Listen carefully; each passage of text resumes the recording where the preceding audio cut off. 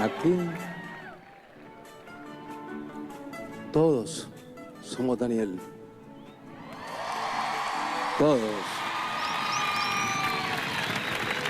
Desde el que tiene la menor edad o la muchacha que tiene la menor edad hasta el joven que tiene ya mayor edad.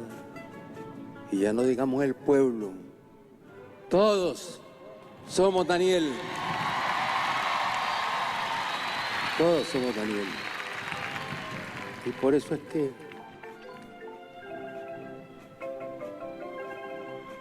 no se les ocurra,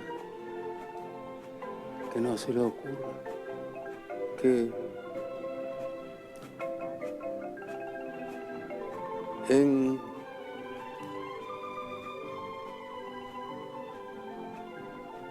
otra etapa de nuestra historia saldrá otro nicaragüense que no tendrá el pensamiento, el compromiso, el principio que se lo heredamos nosotros, ustedes muchachos, yo, le hemos heredado ese principio y lo llevamos en nuestro corazón, en nuestra conciencia. Y es el principio que aquí nos dejó en el corazón, en el alma, nuestro general Sandino, cuando le dijo a los yanquis: ni me rindo, ni me vendo, ni me vendo, ni me rindo.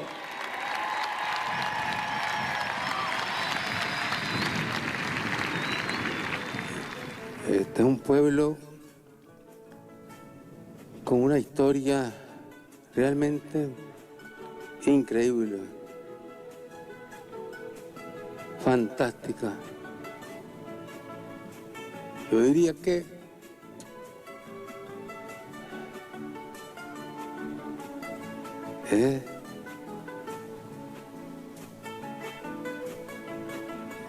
esa fuerza, esa firmeza está en las raíces de los primeros imperialistas, colonialistas que llegaron de Europa a apoderarse de las tierras de nuestros ancestros.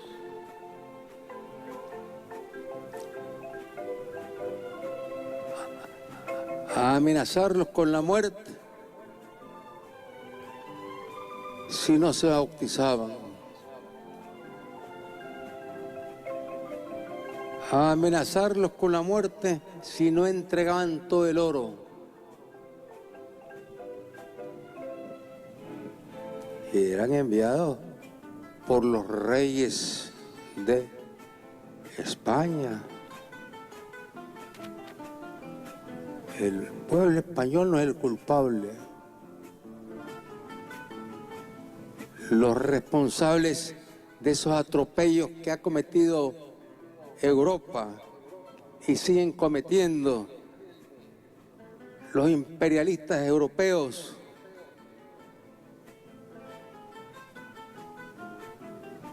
y que hoy están hablando de invertir miles y millones para la guerra, para tratar de destruir a Rusia y tratar de destruir a China.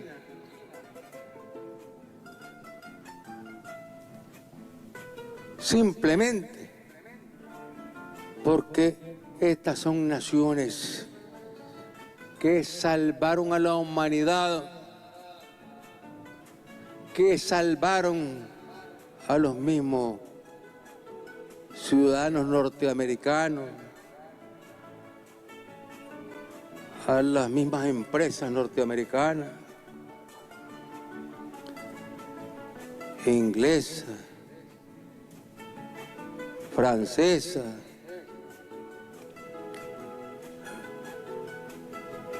todos los que querían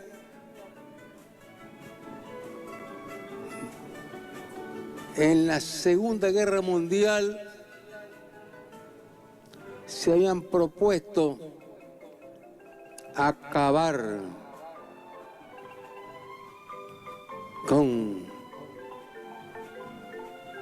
la Federación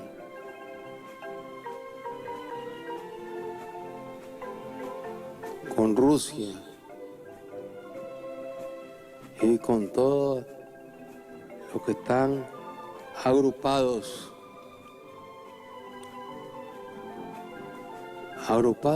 para el bienestar, agrupados para el progreso. Pero la Europa capitalista y la Europa imperialista han tenido reyertas y odios entre ellos mismos. Guerra entre ellos mismos.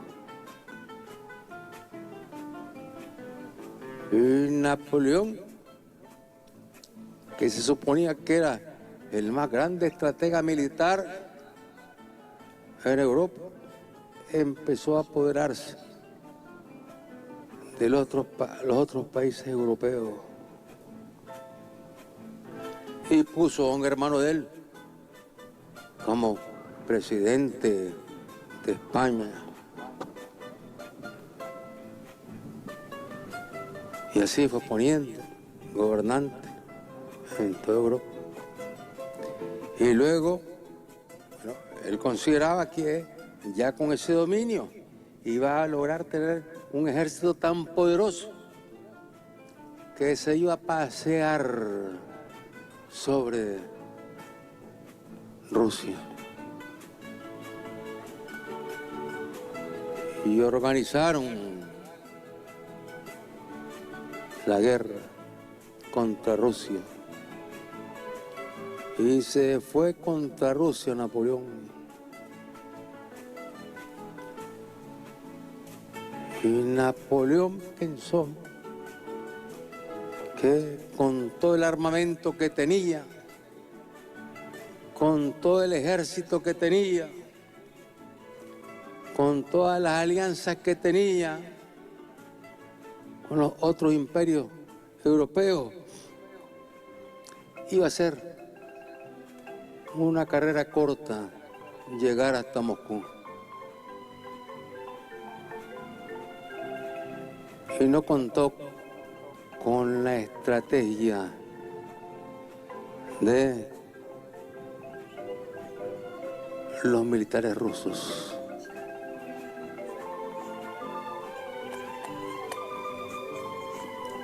Que, conociendo la enorme distancia que había de Francia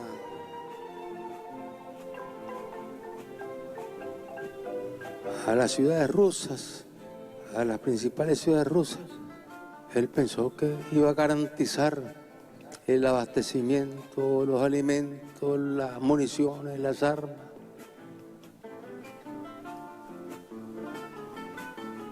Porque pensaba que el pueblo ruso era un pueblo que no tenía coraje, que no tenía valor y que se iba a rendir con facilidad. Y se lanzó la ofensiva contra Rusia de parte de Napoleón. Y un general ruso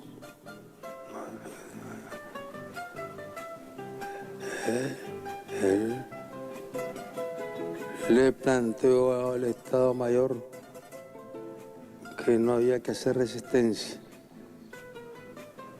que había que dejarlo avanzar. Y cuando ya hubiesen avanzado y tuviesen dificultades con el abastecimiento y también con el frío que entra en esa época, eso no lo calcularon los genios de Napoleón.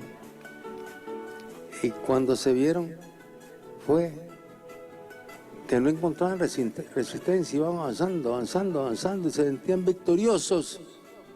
Y de repente encuentran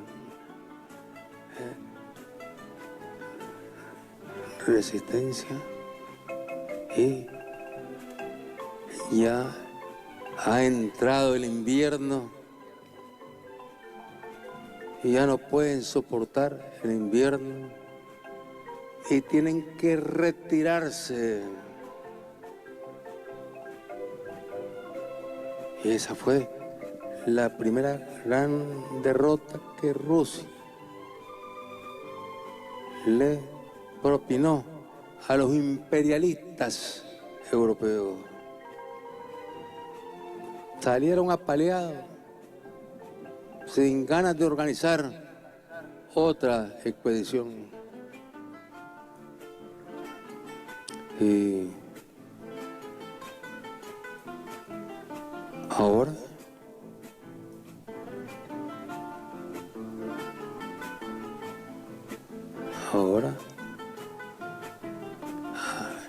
precisamente este año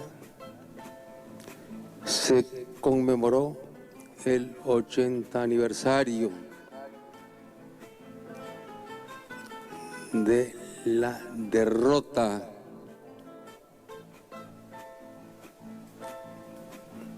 de los nazis, de Hitler.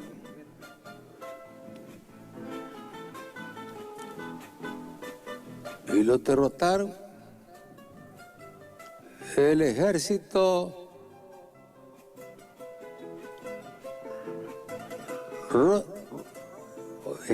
soviético y el ejército chino,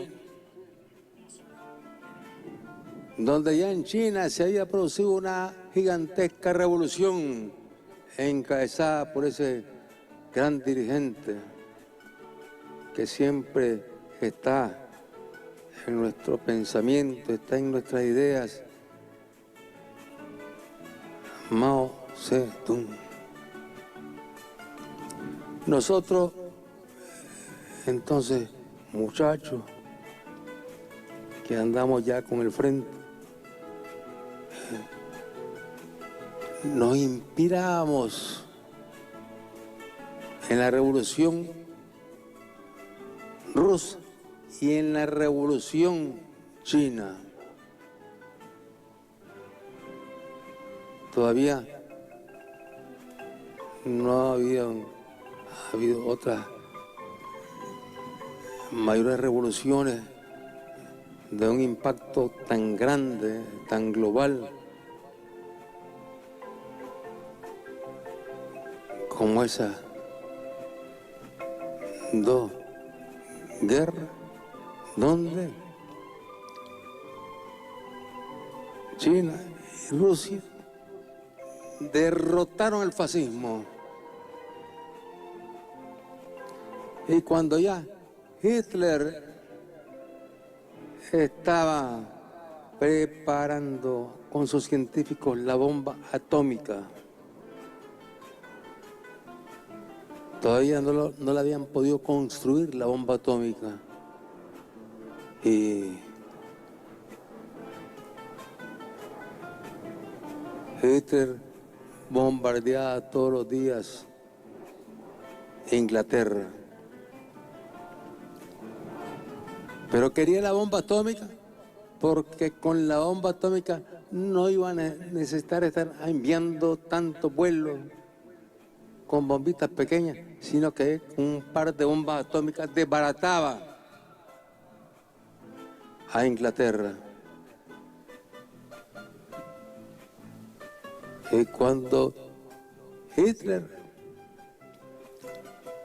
también quería ocupar la bomba para ponerla sobre Rusia. Y al final, cuando ya están a punto de terminar la famosa bomba atómica, vino la derrota del fascismo, la derrota del nazismo. El fascismo, el nazismo tienen sus raíces en Europa. Es Europa que se precia de democrática, que se precia de respetuosa de los derechos humanos. Y lo que ha hecho Europa es luchar entre ellos mismos para apoderarse de África, para apoderarse de Asia.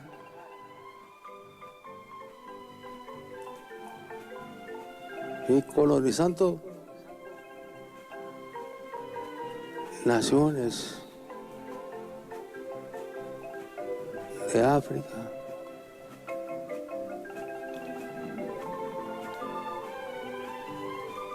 Y que costaron millones de víctimas la lucha que libró, por ejemplo,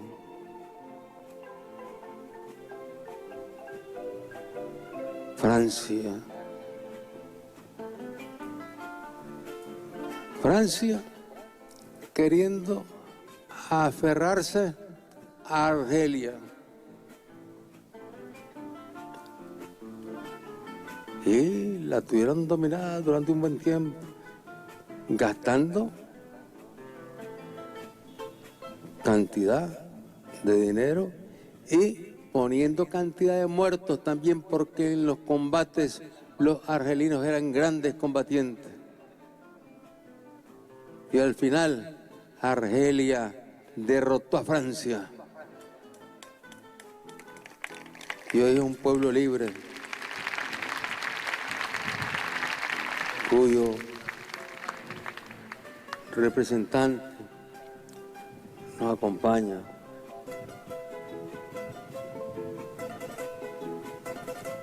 Es el ministro. Imagínense, si hubiera tiempo que se reunieran los jóvenes con el ministro de los combatientes, el ministro de los combatientes de Argelia. O sea, ellos tienen mucho que aportarnos para que esta juventud, estos muchachos, muchachas, que tienen la fuerza, tienen la energía de no rendirse ni vendirse jamás, puedan desarrollar más conocimiento para poder defender a Nicaragua frente a los intentos que continuamente se dan de agredir Nicaragua, de invadir Nicaragua.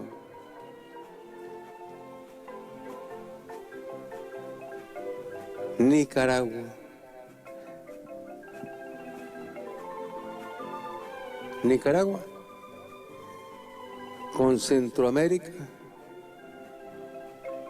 se independizó de España en el año 1821.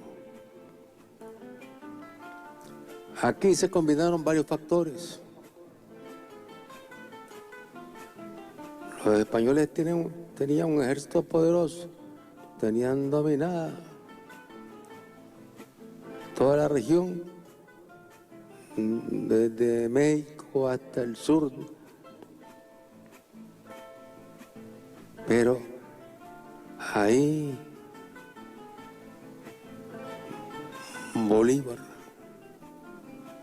Bolívar fue el que supo ver, supo organizar y supo dar la batalla hasta derrotar al poderoso ejército español. Y lo que es la vida,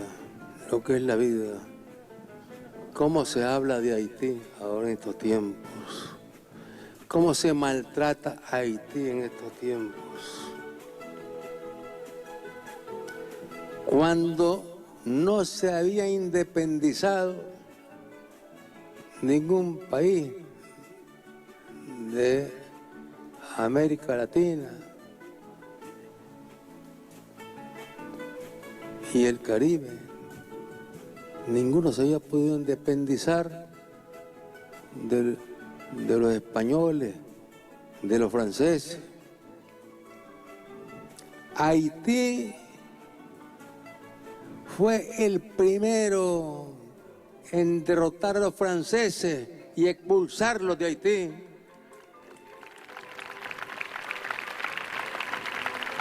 Y los líderes de la lucha en Haití, con una gran solidaridad, le brindaron apoyo a Bolívar,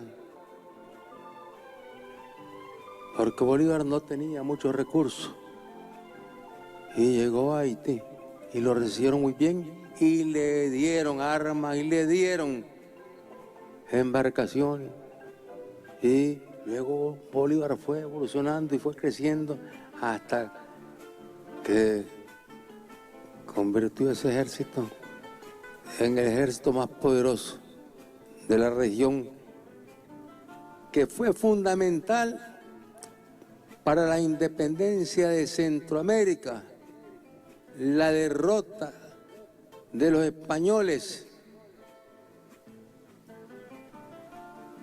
por Bolívar. Es decir, ahí estaba Venezuela, estaba Colombia, estaban unidos varios países formando ese ejército libertador, y lograron derrotarlo.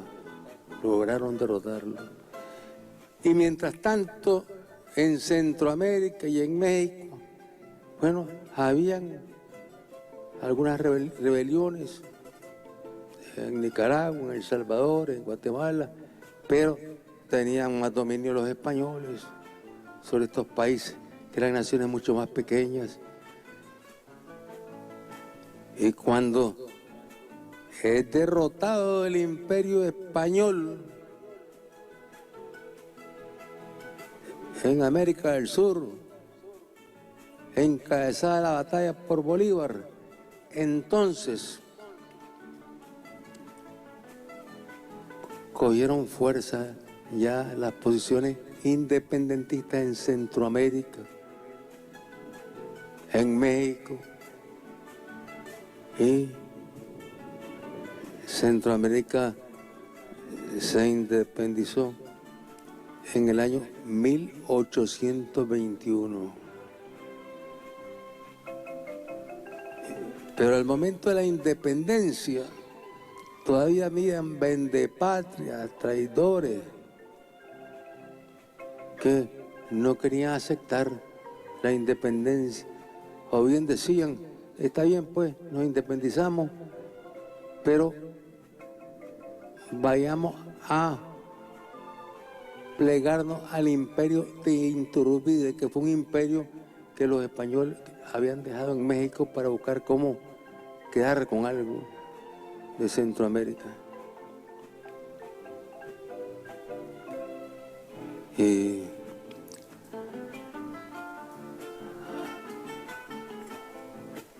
hablo de esto porque lo que nunca se debe olvidar de nuestras vidas personales, de nuestras vidas familiares, de nuestras vidas como pueblo, de nuestras historias, nunca se debe olvidar el pasado. Porque viendo para el pasado, aprendemos a defendernos, porque nos encontramos con los grandes errores, grandes traiciones que se cometieron en esos periodos y que permitieron, primero, con la llegada de los españoles, que como les decía, ofreciendo, bueno, si no comulgaban, tenían el mandato de sus santidades, los reyes, de matar a aquel hermano indígena, un ser humano. Todos nosotros tenemos sangre indígena. Sí, todos tenemos, unos más, otros menos. Y tenemos que sentirnos orgullosos de tener esa sangre indígena.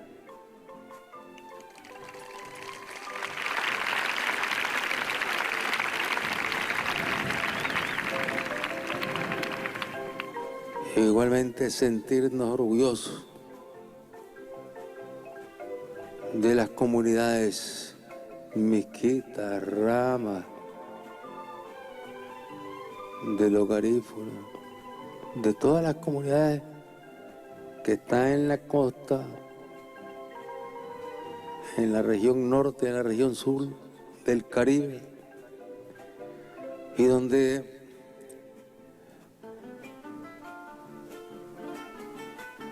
lógicamente los europeos han sido racistas y le han transmitido el racismo a sus pueblos.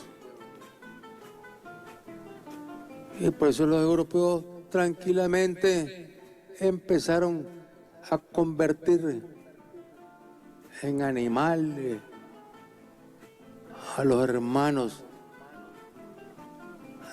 de África, a la familia, al padre, a todos. Los capturaban, los llevaban a unas ferias de venta a ofrecerlos para que los compraran los europeos, para convertirlos en esclavos. Y el esclavo no es que era, como decían aquí antes, un sirviente o un empleado, no.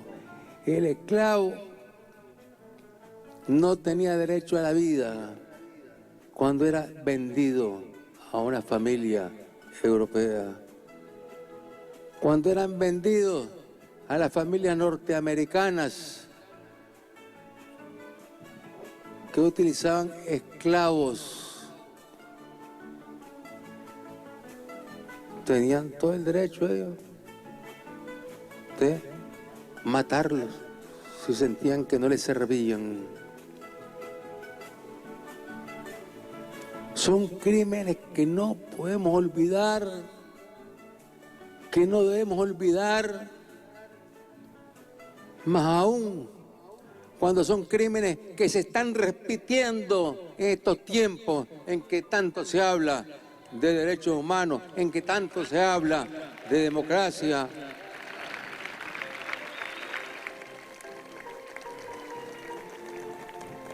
Los crímenes que están cometiendo contra el pueblo palestino,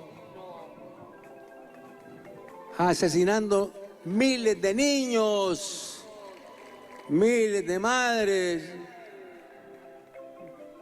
familias enteras, destruyendo totalmente los lugares que ellos habitaban, destruyendo hospitales con pacientes adentro y con médicos adentro. Eso, hermano, tenemos que fortalecer la red de comunicación.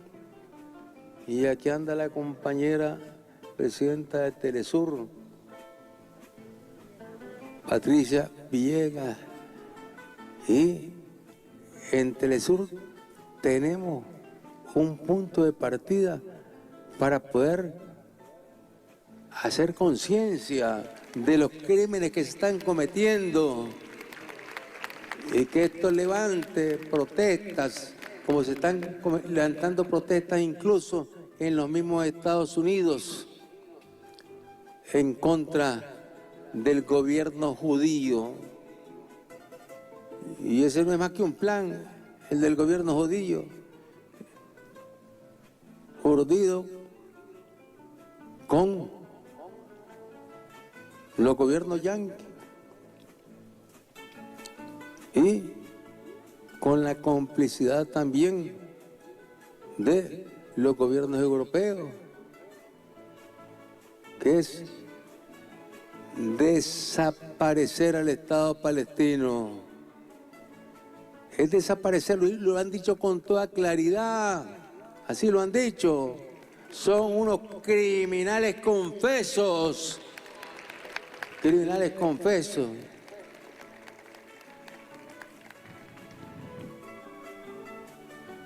Y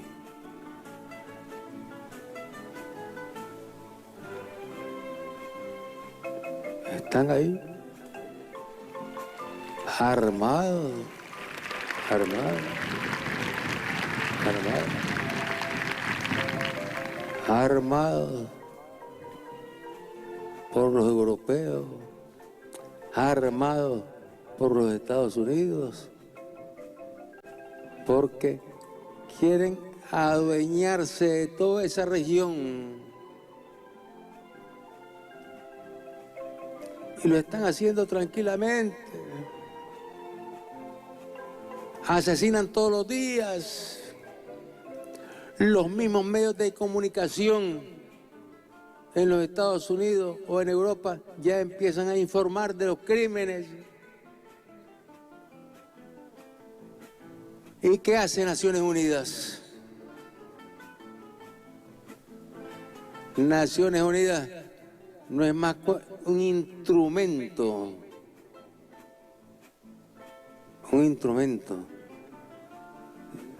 de los países imperialistas, de los países que quieren dominar el mundo aun cuando desaparezca, a riesgo que desaparezca la humanidad.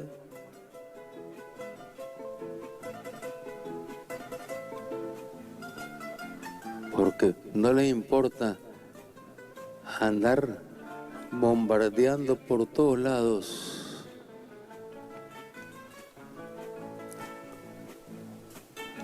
Ya vimos cómo montaron la provocación armada, fue un plan armado por los Estados Unidos y por los sionistas de empezar a bombardear.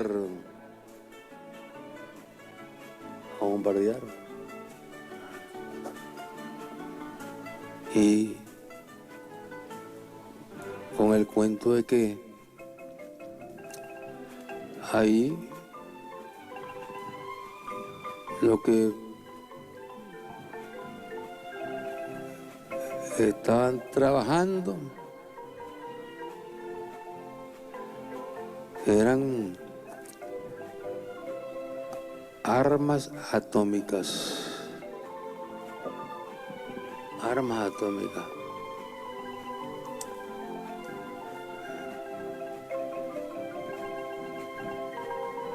Esa es una enorme nación.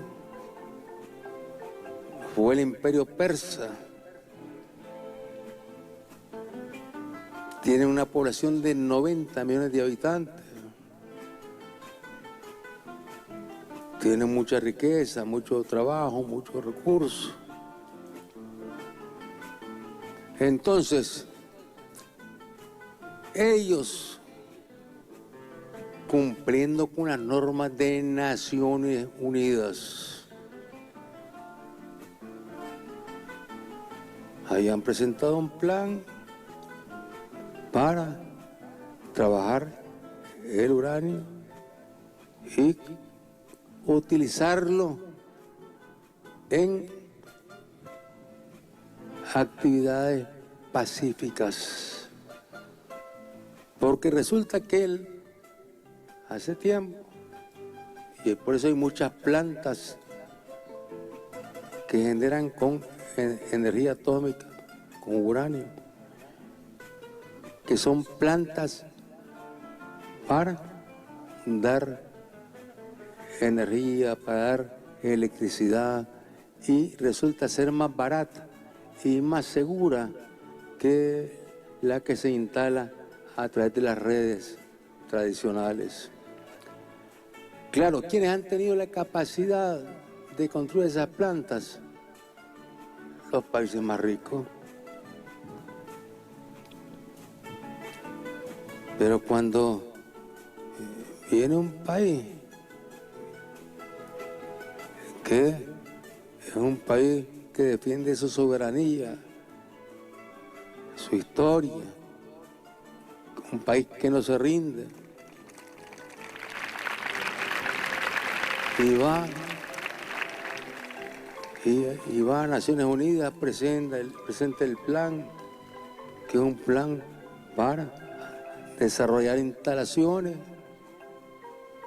porque quieren tener plantas de energía atómica, no bombas atómicas, ni cohetes atómicos. Entonces, ahí en Naciones Unidas hay un organismo que se llama OACI, que es el encargado, si aprueba eso, es el encargado de darle seguimiento al programa para que cumpla con lo que certificó ahí. Y todo fue que empezaran los hermanos persas, empezaran a trabajar, y cada 3 meses, 4 meses, llegaban los de la OAIC a verificar si estaban cumpliendo. O sea, los tenían vigilados, los estaban certificando, y certificaban los de la OACI que todo iba marchando bien, que no habían indicios de que estuvieran armando bombas atómicas ni cohetes atómicos. Pero para los gobernantes de Israel, para el poder militar de Israel, y en particular para los Estados Unidos y para los europeos, eso no debía ser. Y por eso es que organizaron el ataque. Todos los días bombardeando. Y el colmo, que después llegó el yanqui con sus grandes bombas. Lanzó las grandes bombas en los lugares que decía que están fabricando las bombas atómicas. Y total que bombardearon, hicieron daño, destruyeron, pero no hubo ninguna señal de radiación, porque si haya habido radiación con ese bombardeo, empieza la radiación a moverse por toda la región y hacia otras regiones, y la radiación mata, produce enfermedades, es terrible la radiación atómica. Entonces, ¿qué ha hecho Naciones Unidas? ¿Qué hace Naciones Unidas para detener la destrucción del pueblo palestino? ¿Qué hace?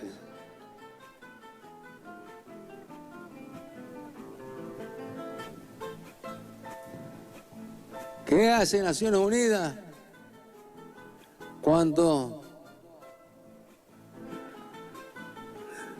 los gobernantes norteamericanos lanzan una persecución feroz en contra de los inmigrantes latinoamericanos? Y no solamente los persiguen para sacarlos, sino que los persiguen y los encarcelan. Y precisamente hoy, 19 de julio, cuánto nos alegra que el día de hoy el presidente Nicolás Maduro, con inteligencia, con firmeza,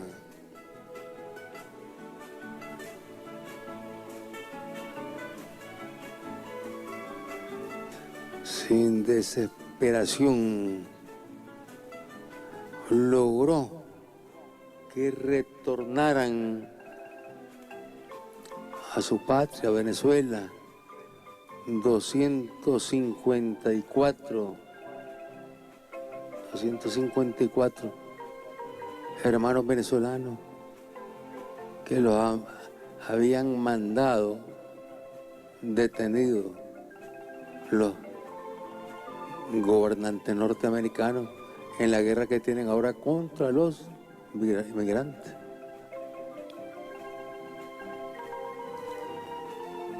O sea, ha jurado que no va a dejar ningún migrante el gobierno norteamericano. Ahí se van a quedar sin trabajadores, porque los migrantes son los que hacen el trabajo más duro en los Estados Unidos. Y las empresas norteamericanas se están quejando contra el gobierno porque empiezan a perder.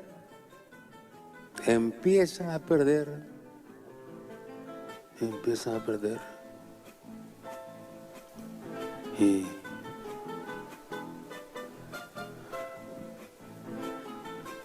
le damos un abrazo de hermano a los 254 hermanos venezolanos que ya están con su familia.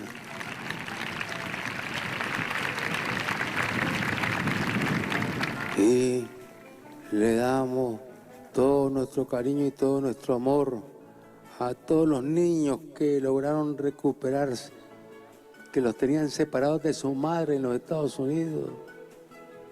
A los niños los enjaulan, a las madres las meten presas. Y a los niños ya están con sus madres en Venezuela. Fíjense, ¿qué crímenes? ¿Y qué dice Naciones Unidas? ¿Qué hace Naciones Unidas? Naciones Unidas se creó después de la Segunda Guerra Mundial como que iba a ser un instrumento serio, que iba a buscar cómo darle seguridad a todos los pueblos, a todas las naciones, que se cumplieran todas las normas. Pero cada día que pasa,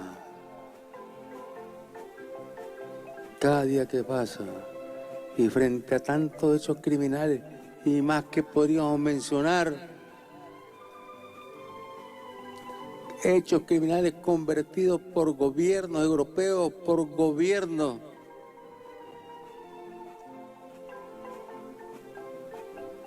norteamericanos.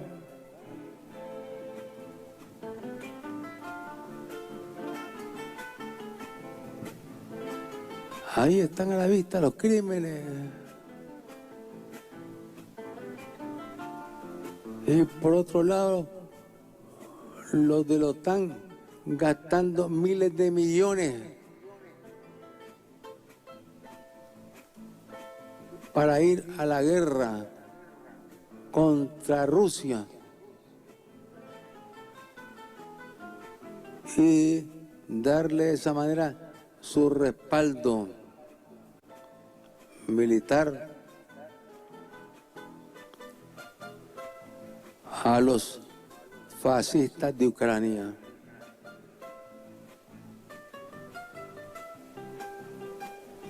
Fíjense cómo está el mundo. ¿Cómo está el mundo? El mundo está viviendo los momentos más críticos que los que se han vivido en las guerras anteriores. Incluso esto que está aconteciendo, la OTAN preparándose para la guerra. ¿Para qué? Para agredir a Rusia. ¿Por qué? Porque ellos defienden a los fascistas que se impusieron por un golpe de Estado en Ucrania.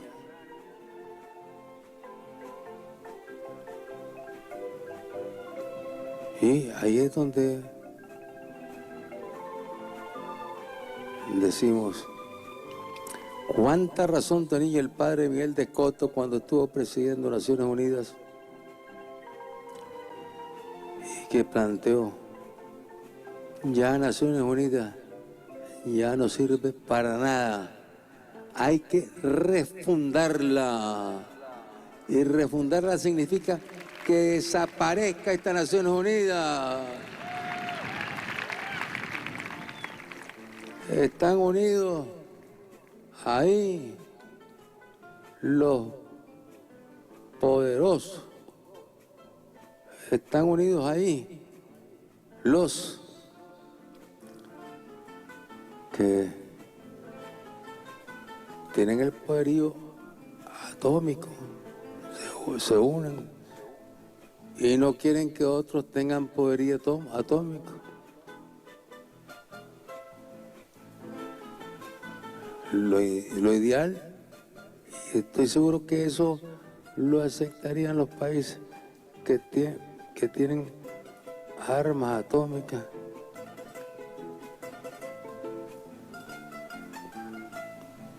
Aceptarían que se desaparecieran, se desintegraran todas las armas atómicas. Estoy seguro.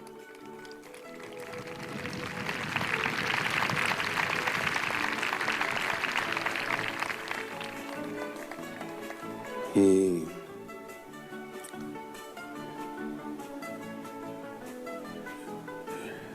les decía, bueno, aquí no se raja nadie, ¿verdad? Aquí no se raja nadie. Hoy ya lo estoy agotando. Ya vamos a concluir con unos datos.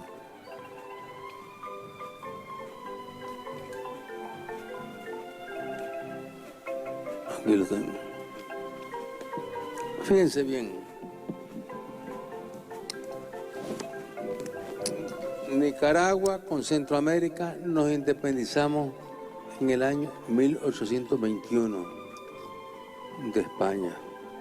Pero claro, ya habían pasado más de 200 años de dominación española y lograron sobrevivir algunas lenguas de nuestros pueblos originarios, donde están nuestras raíces. Y con la revolución les hemos dado más valor, más fortaleza, para que las clases se den en español y en la lengua de la comunidad mequita, ramaquí, y que también se le desarrollen proyectos de educación superior. O sea, comunidades que están totalmente en el olvido. Y luego también algo que es realmente extraordinario. Hemos construido en un tiempo récord la carretera que por primera vez, carretera de concreto que une la zona del Pacífico con la zona del Caribe. Eso es un milagro. Y eso solamente ha sido posible por la cooperación de pueblos hermanos, de gobiernos hermanos.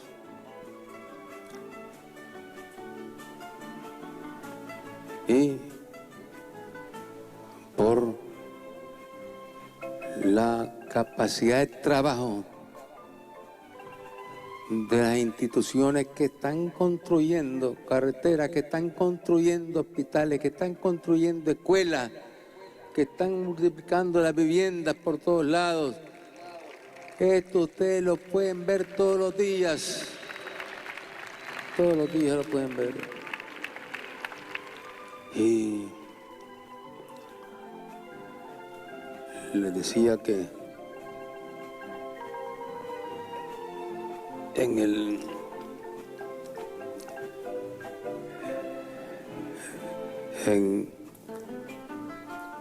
1821 fue la independencia.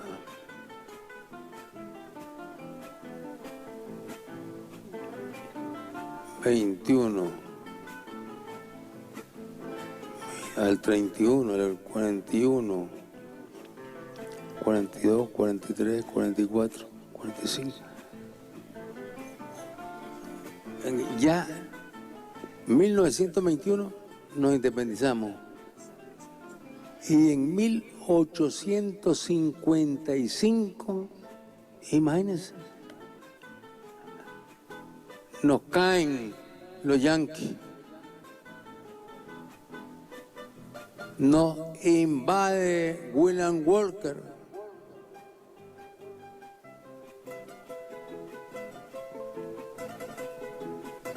que venían para apoderarse del río San Juan y trabajar con empresas norteamericanas el tráfico de pasajeros de la costa norte a la costa oeste, o de la costa este a la costa oeste de los Estados Unidos. Porque fue un periodo ese en el que estaba la fiebre del oro y todos los que estaban en la costa este, donde no había oro, les llegó la noticia que la costa oeste, San Francisco, esa zona de Los Ángeles, que estaban cantidades de oro ahí, que toda la gente estaba sacando por todos lados. Entonces empezaron a embarcarse miles de norteamericanos. Cornelio Vanderbilt, un empresario naviero, se le ocurrió poner a operar, y puso a operar. Salían de Nueva York con los pasajeros, llegaban de Nueva York a la costa de Nicaragua, como eran barcos grandes que traían muchos pasajes, ahí tenían barcos más pequeños y luego remontaban con esos barcos y ya llegaban a la zona de San Juan del Sur, donde el estrecho es pequeño. Ahí estaban esperando las diligencias de la empresa naviera. Ahí se montaban, caminaban un trecho en las diligencias y ahí estaba otro barco grande que lo llevaba ya a la costa donde está el oro, a la costa oeste. Eso se conoció como la ruta de tránsito. Fíjense, eso provocó que empezaron las reyertas en los Estados Unidos entre las empresas navieras y que contrataron a un grupo de oficiales, soldados, yanquis, mercenarios, y para que apoyaran a una de las empresas. Y vinieron los mercenarios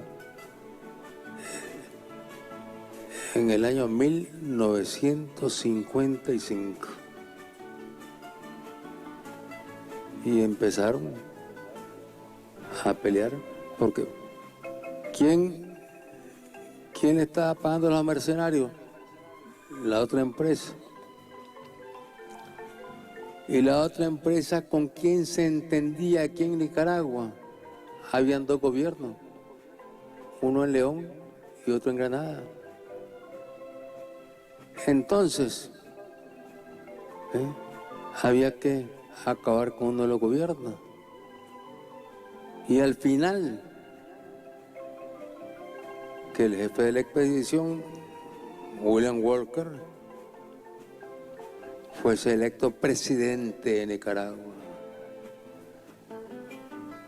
¿Cuánta gente conocerá en el mundo que Nicaragua tuvo un presidente yanqui reconocido por el Departamento de Estado, que ese presidente yanqui nombró embajador a un cura y que el cura fue allá a presentar las cartas credenciales a Washington, allá se las recibieron? Pero fíjense bien,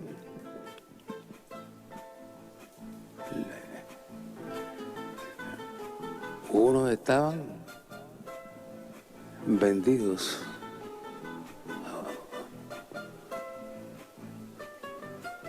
pero no todos estaban vendidos. Estaban los que, frente a ese atropello,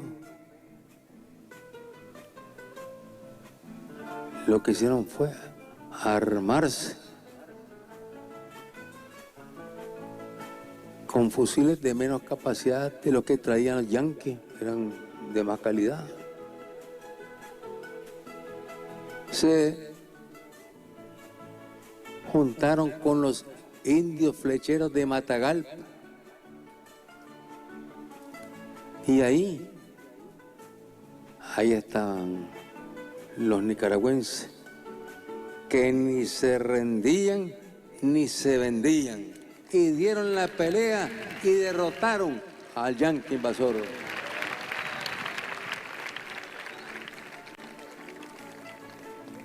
Yo diría que es la primera derrota que tuvo el yanqui invasor aquí en toda esta región.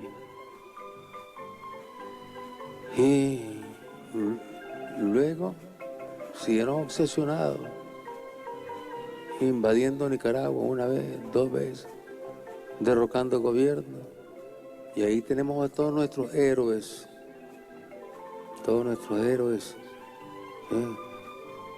en la batalla de San Jacinto,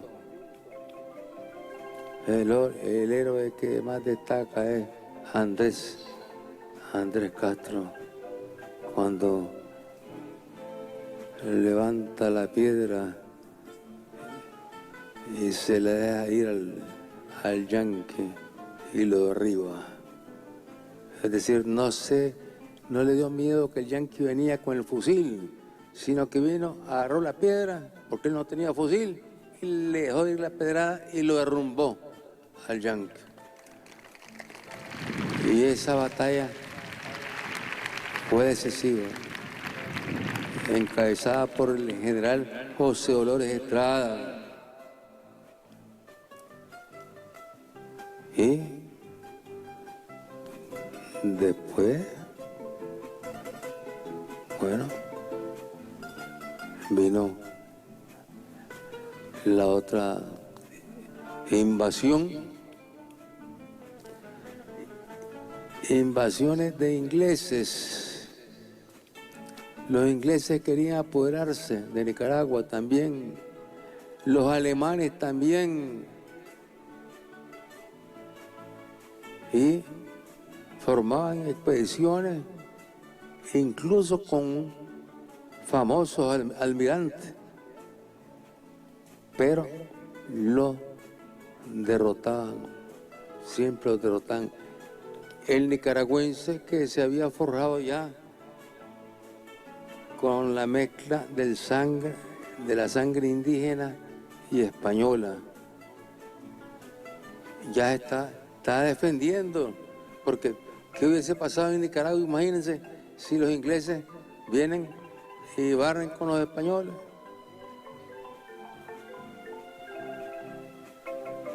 A terminar de barrer con los nicaragüenses también.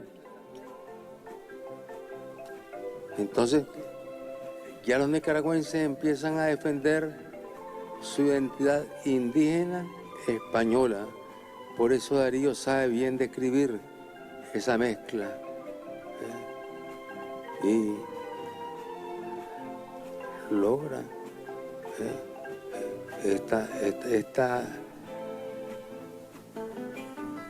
fuerza humana, estas familias, estos nicaragüenses que dan la batalla en San Jacinto y que son reforzados con los flecheros, indios flecheros. Esos no tenían sangre española, era sangre indígena 100%, pero como buenos patriotas, como buenos héroes, dando la batalla ahí para derrotar al yanqui invasor. Sí. Ya concluyo con estos datos. Estos datos que son increíbles. Increíble.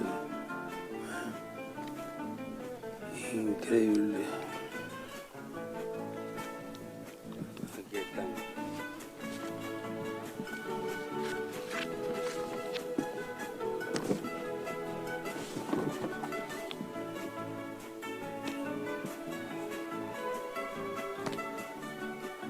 Cuando los yanquis invaden Nicaragua en 1855 y son derrotados por los que no se rinden ni se venden,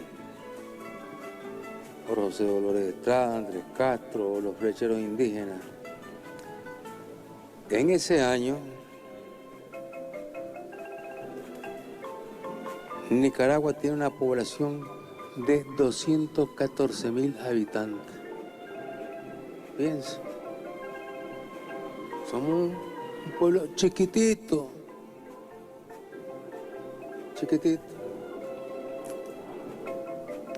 invadido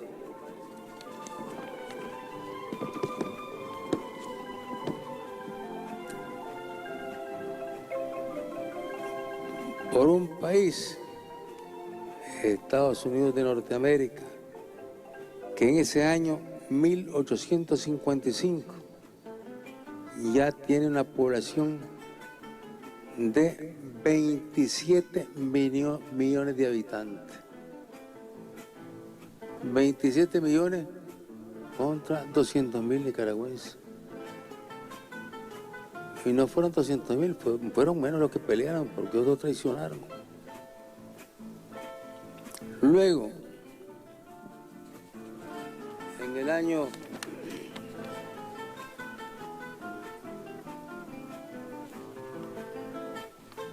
1912, que es cuando le dan el golpe a Zelaya, los yanquis,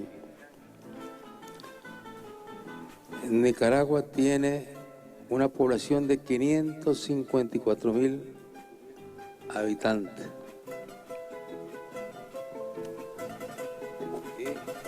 Y los Estados Unidos tienen una población de 95.3 millones de habitantes.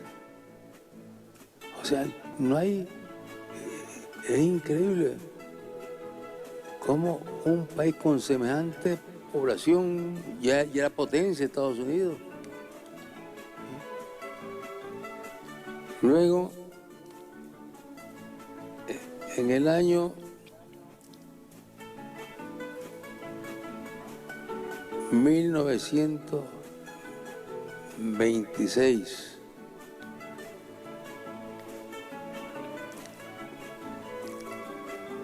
que los yanquis invaden Nicaragua.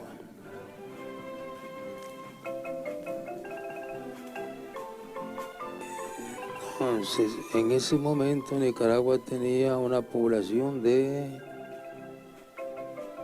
687.000 habitantes. Estados Unidos ya tenía una población de 117 millones de habitantes. O sea, nosotros no llegamos ni al millón y ellos ya tenían 117 millones, bien armados, era una potencia. Ahí se libra la batalla con Sandino y no pudieron derrotar a Sandino. Y eso que trajeron aviación, trajeron tropas continuamente, traían tropas. Fueron 7, 8 años de guerra. No pudieron y se tuvieron que retirar. Se tuvieron que retirar. Fueron derrotados en Nicaragua.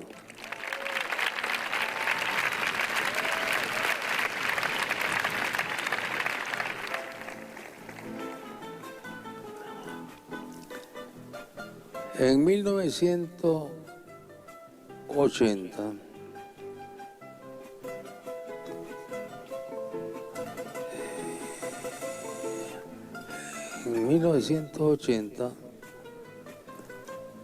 que fue la guerra, el triunfo, el 79, pero los yanquis continuaron la guerra. Una guerra que fue defendida, que llegó a decir el presidente de los Estados Unidos que él también era un contra, que buscó fondos para darle armas, entrenamiento y todo a la contrarrevolución, que los mandó a entrenar allá a los Estados Unidos y los mandó a entrenar a unas bases militares que habían instalado aquí en Honduras. Les dio tremendo armamento. Imagínense. En el año de 1980, esa guerra duró 10 años. 10 años. Muchos de ustedes participaron como cachorros. Sí. Estoy seguro que muchos de ustedes fueron cachorros. Y el cachorro era el joven que ni se vendía ni se rendía y sabía defender a la patria.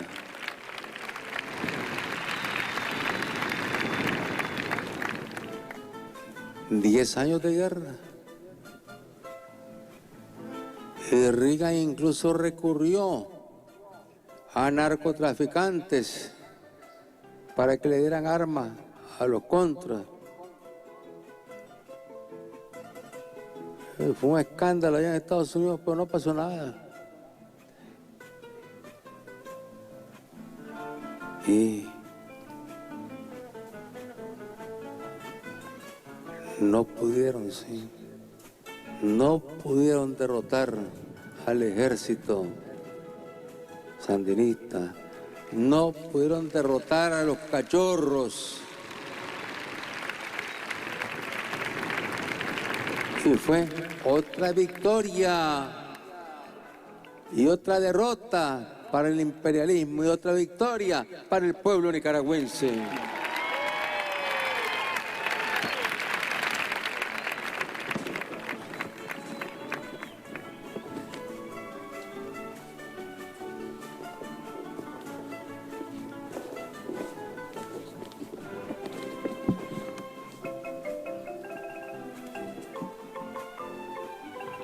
Entonces, queridos muchachos, queridos jóvenes,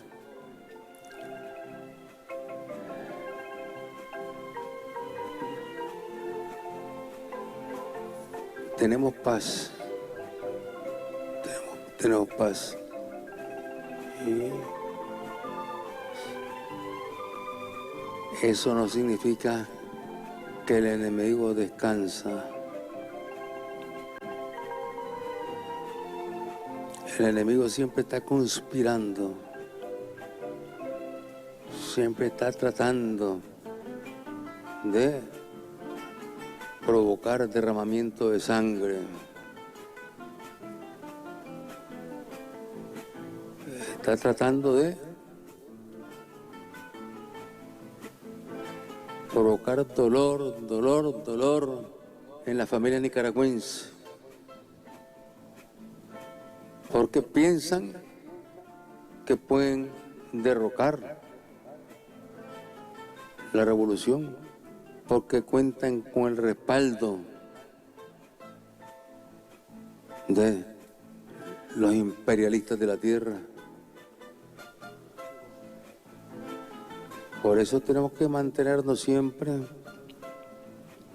con todas las tareas que tenemos que cumplir. Estudio, preparación,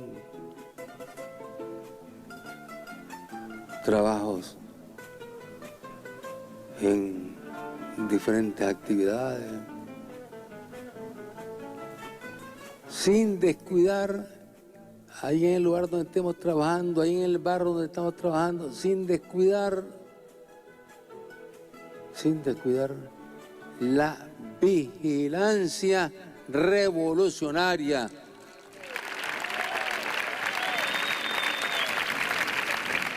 Y que de esa manera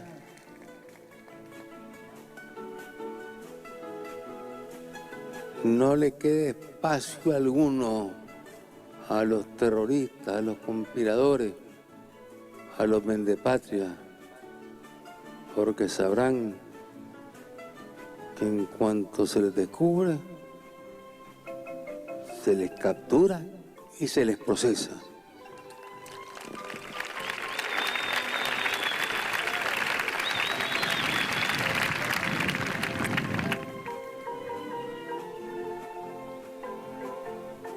Cuánto agradecemos la participación de las delegaciones que han venido de pueblos hermanos, de países hermanos, y donde estos pueblos hermanos que están luchando por la paz,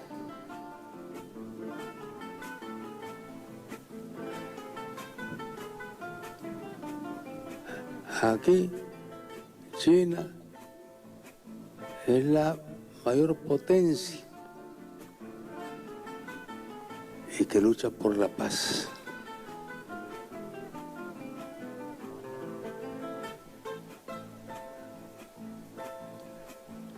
La Federación Rusa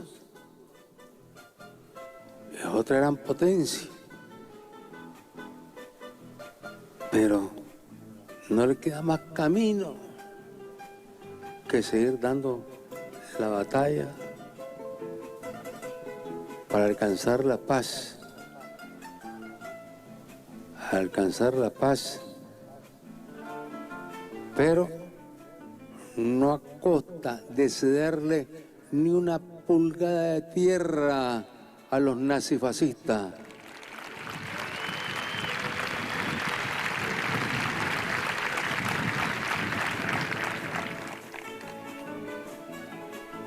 Y la República Popular China, la Federación Rusa, han sido muy claros.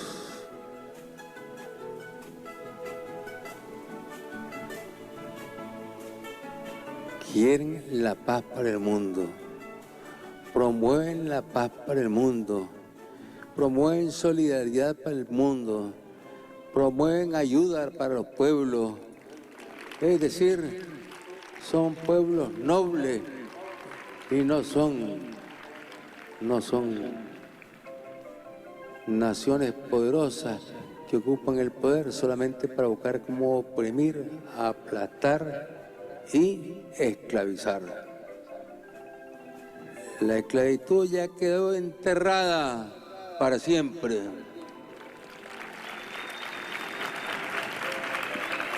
Y aún con lo difícil de la situación mundial, con potencias